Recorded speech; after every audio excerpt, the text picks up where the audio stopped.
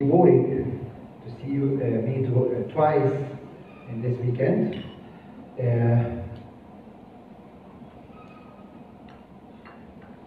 At the back of the floor, can you see this picture of this old man? Can you see it at the back? No. Can you see it now? What is it? It's not an old man. There is a horse who is riding. There is a sleeping girl. This is the fall. And things in life are always like this. You may need to come near to see well. You may need to see it in an analyzed better to reach the definitive understanding of this condition. What I'm going to do today is to show you some of our experiences in practice of allergy. And actually, some of these problems will need different management. I will start by this mother coming with this 11-month-old infant who was never exposed to cow's milk or its products even. And he was prescribed a formula by a doctor on the assumption that he is not growing well. Once the bottle was in his mouth, a red area appeared around the mouth, vomiting and severe stridor happened. And this is something like a few hours later. What's this presentation? What do you think this presentation is? Is this acute reaction or non-acute? Acute. It's acute. Is this IgE mediated or non-IgE mediated? IgE. Definitely it's an IgE mediated. Do you think this is a self-limiting disease? No, it may proceed to others. Can it proceed in the same attack into anaphylaxis or not? Yes, it can proceed. Can it proceed into anaphylactic shock on another exposure later? Yes, of course, it can proceed into anaphylactic presentation. Can we expect to have something like asthma later in life in this presentation or not? Yes, we can expect asthma in this condition. In your opinion, what is drug number one, formula number one if breast milk is not available in this condition? Can it be excessively hydrolyzed formula? Of course, no. Can it be an HA partially hydrolyzed formula? Of course, no. It should be amino acid-based formula. According to WOW 2016, this condition will need only an amino acid preparation or formula. And if you are giving other formulae, consequences may be disastrous. Okay? Peter, mother came complaining of recurrent vomiting associated with occasional mucoid diarrhea, starting from the age of 6 months. Medical treatment helped him to have periods free from vomiting. When receiving these antacid therapies, he started to have distant period between the attacks and milder forms. However, vomiting did not resolve completely. And moreover, recurrence of severe attacks of this vomiting happened as well. The mother is wandering between doctors, receiving this medicine now and that medicine later, and she is having this problem as a chronic condition. And at the age of 1.5 years, I have seen the case coming because he cannot swallow semi-solids or solid foods. Is this presentation of failure to swallow solids and solid foods common in your practice? Do you see these persons who are okay with liquids and having this problem with swallowing of semi-solids and solid foods? Yes, we see it. And one of the causes of this is reflux itself. It may be allergy to cow's milk products, it may be an eosinophilic esophagitis, and sometimes, in spite of all these medical problems, myself, I can see a structural problem in the esophagus, even seen at the age of 1.5 years. Many times I see the worm, many times I see congenital restriction, but the most common in these conditions are either consequences of simple primary GERD, not GERD, or it's a manifestation of eosinophilic GI disease, eosinophilic esophagitis.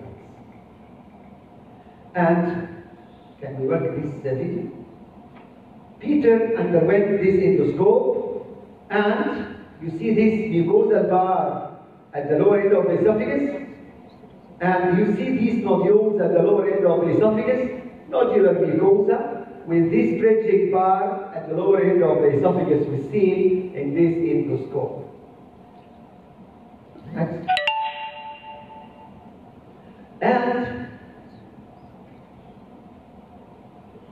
I'm sorry, what? The biopsies taken showed these red cells. You see these red cells inside the biopsy? These are the eosinophils. And more eosinophils. And this case was eosinophilic esophagitis. In fact, when I have seen this endoscope, I thought it the esophageal Crohn's disease. Manifestations were not classic for eosinophilic esophagitis with cracks, linear fissures, circular pattern of the lower end of the esophagus, as that described in adults. This endoscope was done 1996. I'm back to 1996 when these disorders were not in mind like now.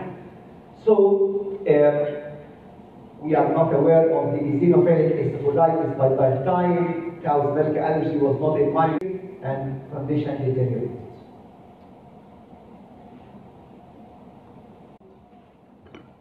Hands, please. Can you see this with the simple primary GERD, not secondary? Because this is secondary GERD to eosinophilic esophagitis, to allergy, whatever. Okay. Can we consider this a case of achalasia of the cartilage? Of course not. Can we think that because of the swallowing problem is a diffuse esophageal spasm? As a primary disease, not. But in our unpublished data, we compared the manometric features of persons with cow's milk allergy and those without having GERD, and we demonstrated that this motility with ineffective esophageal peristalsis are more common, mostly threefold more in those with allergy compared to those with primary GERD. Is this a case of eosinophilic esophagitis? Yes, this is the case of eosinophilic esophagitis. In this case, not sufficient to only to give the proton pump inhibitors, and it's not sufficient to give elimination diet, or is it sufficient? Different studies demonstrated that eliminated diet in eosinophilic esophagitis can be very helpful in these cases, as we demonstrated in the previous talk of yesterday, that it's even more important than proton pump inhibitors, and it is equal to steroid therapy with consequences recurrence more common with those with on steroid therapy when we stop the steroid therapy. In these cases, usually I use a local steroid in addition to elimination diet, and the best elimination here will be in the form of amino acid-based formula. And according to 2016, the primary choice in eosinophilic esophagitis is amino acid-based formula. It's not no trial of extensively hydrolyzed formula in this condition. 7. A 3-year-old girl with early satiety, abdominal distension, postprandial marked distension, and vague abdominal pain. Blood sugar is normal, hemoglobin A1C is normal, serum alcohol lipase are normal, lipid profile is normal, no other findings except this very large stomach reaching to the pubic bones. And this very large stomach we see in diabetics as diabetic gastroparesis or gastroparesis diabeticorum, and we think this is a case of gastroparesis. And EGG did not demonstrate a significant finding, and a biopsy showed extensive eosinophilic infiltrate of a case of eosinophilic gastritis. It's rare. I'm sorry, this case is rare. In my practice, I have made only 7 cases. It's very rare to have this presentation. However, response was dramatic to elimination diet in the form of amino acid-based formula. Another case, Abdullah, 4 years old child weighing 15 kilograms. Had recurrent vomiting with chronic mucoid, sometimes watery diarrhea, since the age of 3 years. Intestinal biopsy showed inflammatory duodenal infiltrate with mild villus atrophy. And this is his picture with villus atrophy. Can it be celiac disease? Who is with celiac disease? Can you raise your hand, please? Yes, it can be celiac disease. Can it be cow's milk allergy with enterocolitis or protein-induced enterocolitis, chronic condition? Yes. Food protein enteropathy we discussed yesterday is one of the possibilities that can mimic celiac disease.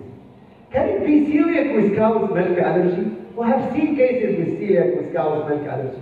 Can you raise your hand if you have seen cases? Yes, few hands, but if you believe me, many cases with celiac disease at the start of diagnosis are usually having intolerances and allergies to many things because of the disrupted gut barrier that will induce sensitization to many foods. And the primary disease here is celiac disease. And when you stop gluten, everything is going to improve in these conditions. And because small bowel bacterial overgrowth is common in our locality, and in one of our publications, 17% of preschool age, 17% are having SIBO, small bowel bacterial overgrowth. And in fact, there was something very strange in this condition, because in celiac disease we are accustomed with very low weight, and we expect at 4 years to have 16 kilograms, and he is just only 15 kilograms. And doing the serology for celiac disease, it was negative, anti-Indonesian negative, fish dressing determinism antibodies negative, and we said, yes, it can happen to have negative serology, positive pathology cases with celiac disease, and DQ2 and DQ8 were negative, so this case is not celiac disease. And we stopped the milk in a trial, and it was a combined wheat and the milk allergy, and the stopping them improved the clinical condition completely. And I was interested in the chronic diarrhea to see what's happening in our practice in Ain Shams Pediatric Hospital, and among 120 cases with chronic diarrhea seen over 3 years, we found one of the very important parameters that differentiate between you think more in allergy or not. If vomiting was associated, you have a 2/3 possibility of being cow's milk allergy, but if vomiting is lacking, it's uncommon to be cow's milk allergy.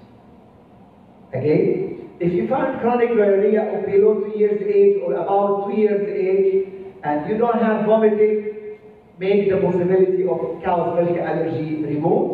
And when vomiting constant is finding beside the diarrheal episodes or chronic diarrhea, thinking allergy comes. Rida, 1.5 years old male infant presented with picture of kwashiorkor. Who have seen a case of kwashiorkor in this floor? Kwashiorkor. Yes. Yeah, it's no more present, but I think it's coming back. In the last 10 years, I didn't see a case of kwashiorkor. In the past 6 months, I have met 3 cases. I think kwashiorkor is coming again, but strangely enough, kwashiorkor coming due to secondary causes more than dietetic causes. And this was a picture of this infant with severe edema, hyperproteinemia, and he was given a lactose-free formula on the assumption that chronic diarrhea is due to lactose intolerance, but he deteriorated. And we thought at the time of allergy. And we changed the formula to something else, and he marvelously improved what this formula is? Yes, amino acid-based formula, and this is a case of protein-losing enteropathy that is starting at 1.5 years. So, usually the possibility of intestinal primary intestinal lymphangiectasia is removed to start at that age. It usually starts earlier than this. Cow milk allergy with protein-losing enteropathy is there. Acrodermatitis enteropathica can be a possibility. Nephropathy with kwashiorkor can be a possibility. Intestinal tuberculosis, we have seen cases like this. But if I'm in place to say, if you have 100 cases of protein-losing enteropathy below the age of 2 years, 70 will be cow's milk allergy. 70. But if you are having this protein-losing enteropathy at the age of 6 years, 7 years, 8 years, think inflammatory bowel disease more. Farah is my story. Because with Farah, I got the money twice.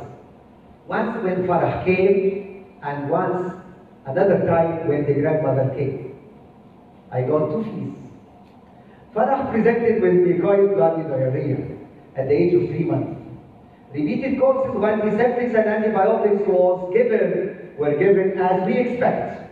Usually, we diagnose this case as dysentery and we give antiseptics, antibiotics, third generation, fourth generation, metronidazole, and so on. But blood remained the same.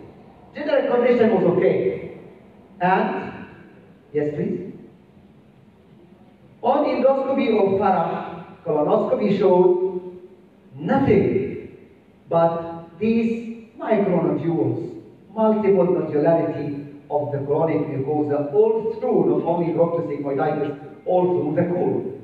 And we thought, is this an allergic pathology like allergic proctosigmoiditis, or this is a presentation of very early onset IBD, inflammatory bowel disease?